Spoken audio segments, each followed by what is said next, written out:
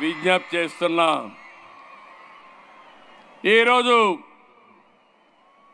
ఒక మంచి కాస్ కోసం ఈ కార్యక్రమాన్ని ఏర్పాటు చేశాం. నేను దానికంటే ఎక్కువ ఆనందపడుతున్నా.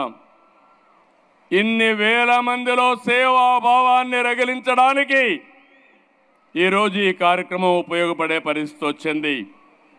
సేవాభావం వస్తే అక్కడి నుంచి కార్యక్రమాలు ఆటోమేటిక్గా జరిగే పరిస్థితి వస్తుంది. ఈరోజు యుఫోరియా మ్యూజికల్ నైట్ పెట్టారు. ఎగ్జాక్ట్గా 28 సంవత్సరాలైంది. నాకు ఇప్పటికి కూడా జ్ఞాపకం. 11 సంవత్సరంలో స్వరవేద కార్యక్రమం ఆ రోజు గచ్చిబౌలిలో పెట్టాం. ఆ తర్వాత ఈ కార్యక్రమాన్ని రెండో కార్యక్రమం కింద ఈ కార్యక్రమాన్ని తీసుకున్నారు. ఆ రోజు ఈరోజు మీరు చూస్తే ఒక పక్కన శివమణి అప్పుడు వచ్చాడు, ఈరోజు కూడా వచ్చాడు. చాలా సంతోషం. ఈరోజు మీరు ఇక్కడ పనిచేసిన వాళ్ళు చూస్తే తమన్ గారిని మనస్ఫూర్తిగా అభినందిస్తున్నాను. ₹1 కూడా తీసుకోకుండా నా వంతు కర్తవ్యంగా ట్రస్టుకు పనిచేస్తానని ముందుకొచ్చారు. వారి స్ఫూర్తికి మనస్ఫూర్తిగా ధన్యవాదాలు. ఒక మంచి పని ఉంటే వ్యక్తులు ఏ విధంగా స్పందిస్తారంటే, ఇప్పుడే మా మిత్రుడు పవన్ కళ్యాణ్ గారు ₹1,00,000 టికెట్ తీసుకోకుండా ₹50 లక్షల ట్రస్ట్కు విరాళంగా ఇచ్చాడంటే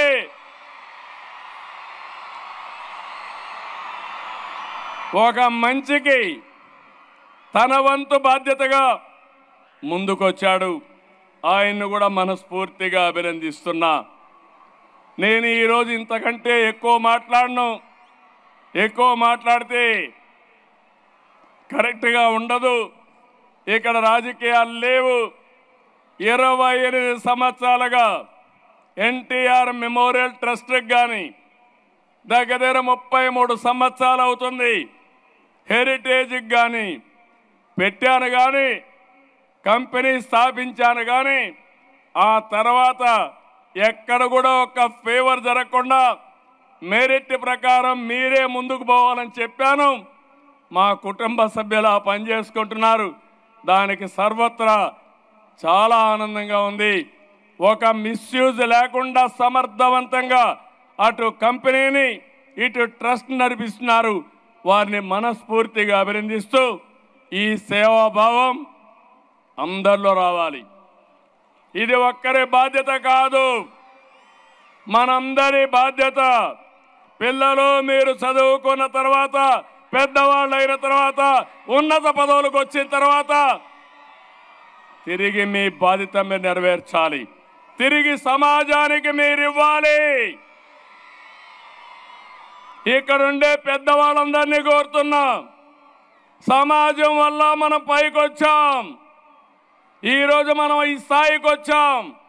ఇంకా సమాజం మనల్ని అడుగుతా ఉంది. పేదరికం ఉంది, ఆరోగ్య సమస్యలు ఉన్నాయి, విద్యా సమస్యలు ఉన్నాయి. ఇది మనందరి బాధ్యతగా తీసుకోవాలి. ఎవరికి తోచిన విధంగా వారు అండదండలు అందించాల్సిందిగా నేను కోరుతున్నా.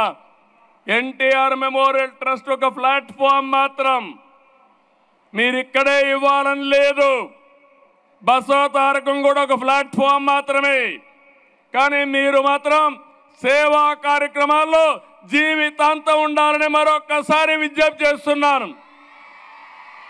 మీ సంపాదనలో కొంత భాగం సేవా కార్యక్రమాలకు వెచ్చించి మీ జీవితాల్లో సార్థకత చేసుకోవాల్సిన అవసరం ఉంది. డబ్బులు సంపాదించడం ఎంత ముఖ్యమో ఆ డబ్బుల్ని మీనింగ్ఫుల్గా ఖర్చు పెట్టడం కూడా అంతే ముఖ్యం. దానికే పిలిపిస్తున్నా. ఆ పిలుపునందుకొని మనమందరం కూడా మానవతా దృక్పథంతో ముందుకు పోవాల్సిన అవసరం ఉంది. ఎన్టీ రామారావు గారిని ఒక్కసారి గుర్తుపెట్టుకోండి. ఎక్కడ అవసరం ఉంటే అక్కడ ఎన్టీఆర్ ఉండేవాడు.